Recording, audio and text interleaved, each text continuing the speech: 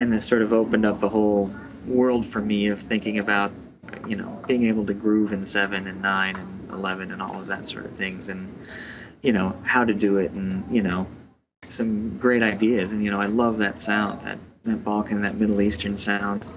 Um, so that just carried over into Fluttr, from the band previous to that, because that was one of the things that we had just been doing for a couple of years with our previous band, and musically, like, that was, awesome for me. It was exotic, and I was learning something new at the time, and I was the band previous to that was the first, you know, our first band with all these Berkeley cats, and I got spoiled. Those guys were amazing. So, um, just the enthusiasm for what we were doing before carried over into Flutter, and then and then once Jay came in, it was 50% rock, 50% classical, with some Balkan influence. So the whole mixture of the band changed a bit, and it became a little more rock and with more of the classical and Balkan influence. So that's kind of where the sound comes from.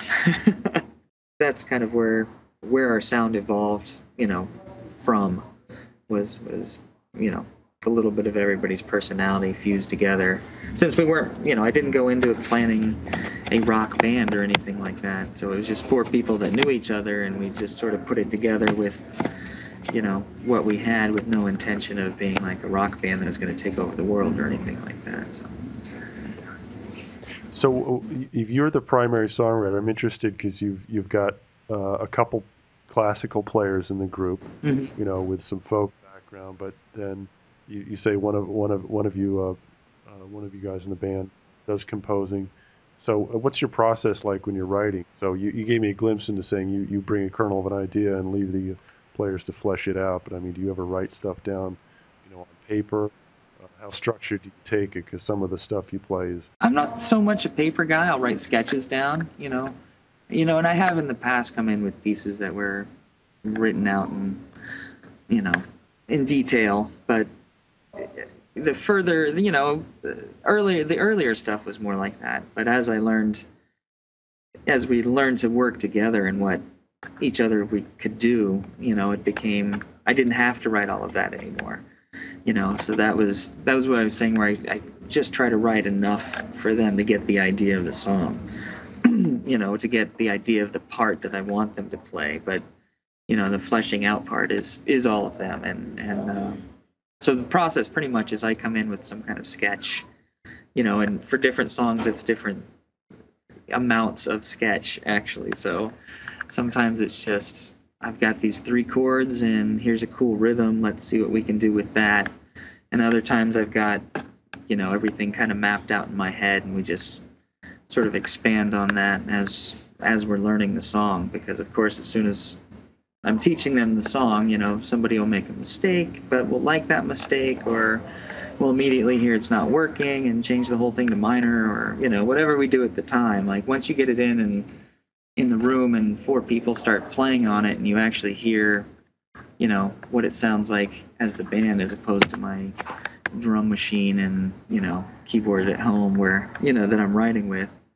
It takes on a life of its own, and that's where everybody's personality comes in, and you can't really predict where it's going to go, because people are throwing ideas at you, from three directions, and often I just let it run in some direction, and we're not afraid to practice a song a certain way for, and then just scrap it if we realize that's a dead end and we don't really like it.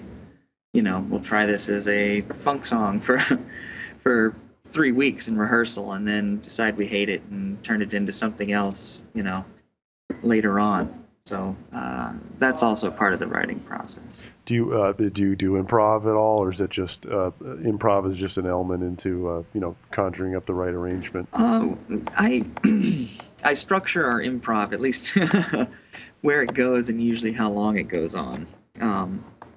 I never wanted us to be like a jazz or a jam band or anything like that just sort of shows off with solos and stuff, and that stuff's great, but that's one of the things I don't really like about a lot of prog music is the the wankiness of it, and that's all great. I love chops and stuff like that, but the stuff that sticks with you are great songs and great pieces of music. So I want to be more focused on that rather than, you know, blazing chops and good solos, which, you know, people in this band can do, but no one really feels like that kind of player either. I mean, in a way, I'm kind of lucky, that that's what I like because, trying to get anybody in this band to play a solo sometimes it's like pulling teeth, like especially Jay, like he never wants a drum solo, and you know, it's the opposite of what people usually think of as a prog band in that sense. So it sounds like you guys are like over talented people with a inferiority complex. They don't want to sing, they don't want to solo. Come on. Well, they want to do what they do well, and Yeah. that's the classical player element. With the girls, you know, it's something you practice and rehearse, and it's structured, and you know, you have a very clear idea of what it is that you're trying to do and achieve, and we have sections where it's just like, well, this once this happens, it's kind of open ended, or the intro's open, and we kind of say we'll try this idea, but we don't always have a total idea of how long it's going to be, when it's going to end, or what we're going to do while we're in it, but I definitely, you know, usually like in terms of like even open solos, like we're all pretty conservative, like, when we do take solos, no one does that, 20-minute solo that we have to drag them off stage with a hook, to finish. Everyone's pretty good about taking as long as they feel the solo needs without it being, overbearing, so. Right. And like I said, getting Jay to he plays great parts and he loves to play great parts, but trying to get him to do just some flashy solo with chops is kind of tough. So, because he has chops, and sometimes I just want that. I want just like a Yeah. blazing fill or something like that, and I can usually coax it out of somebody, but sometimes it's coaxing. I'm just like, come on, you got the chops. Let's just hear it. Lots of toms. Uh, I'm curious how you guys have been around for a while. You haven't achieved superstardom. Not that you guys are shooting for that. I'm just wondering where you guys, where you want to be, where you thought you'd be, where where your ambitions are. I mean, what people I've talked to, it runs all the way from, the guy I talked to last week from this UK band, The Treat. They're hell bent on moving forward, and he's very aggressive. Then I talked to another band called Tiles. They're from Detroit. They've been around for eons. They call themselves like the anvil of progressive rock. They just never seem to get it anywhere, although they have an underground following. So, where do you guys think you fit in, Well, in a spectrum? yeah, like I said, I was surprised with the success we had. I never intended, it was just another one of the bands in my life that had, played some gigs and, maybe had some fans and stuff. But,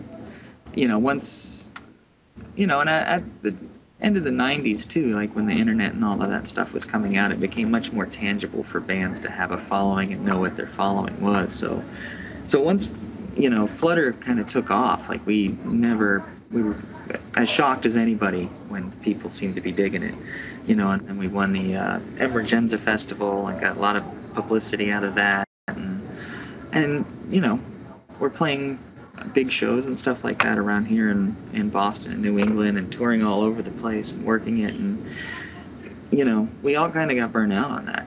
It's cool, but it's at the same time, once you turn what you love into like a business and making money at it, it can take away from that. You do, I wish I could spend all my time playing music. You end up spending a lot of time, doing other stuff, working on my website, like mailing merch, like we're the guys that did everything. So not that I hate mailing merch. I think it's awesome, but but Are you still doing that? yeah, I mean, we still get orders and stuff like that, and it's, I'm still the guy that puts it in the box and mails it to you, and that's awesome. But at some point,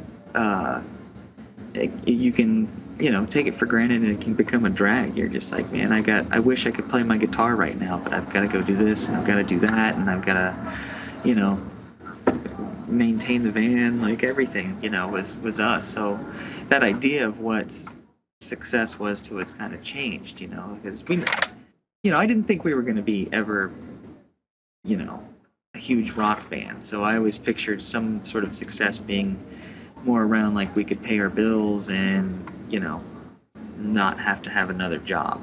Like that's all anybody was really looking for. And, to some extent that's still what we would hope for, but in terms of how we were doing it, that's changed. Like, marketing online, selling albums, things like that are great, and we'll continue to do that. But in terms of driving around the country in a van, touring around and stuff like that, that's a that's a hard life. So. Yeah. So you when Emergenza happened, I guess this was a few years ago. Were you guys, you did not have the day job, you weren't babysitting the practice rooms at Berkeley, or were you? Well, luckily, because, Bessel and I both work at Berkeley, and lucky for us that, we do, because this is one of the few places, it's the only job I've ever had in my life when I can say, like, hey, I'm taking 3 weeks off to go on tour, and instead of a groan, like, your coworkers are like, awesome, where are you going? Oh, that sounds great, I wish I could go with you.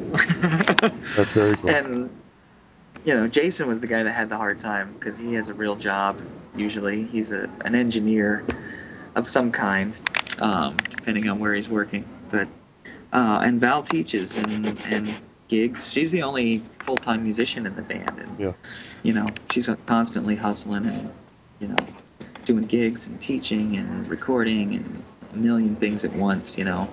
But go her. She is an amazing ball of energy that just keeps running. She really loves what she does, so she makes it happen. Let's take a break to listen to a track from the band's album Marking Time. This is called Awake.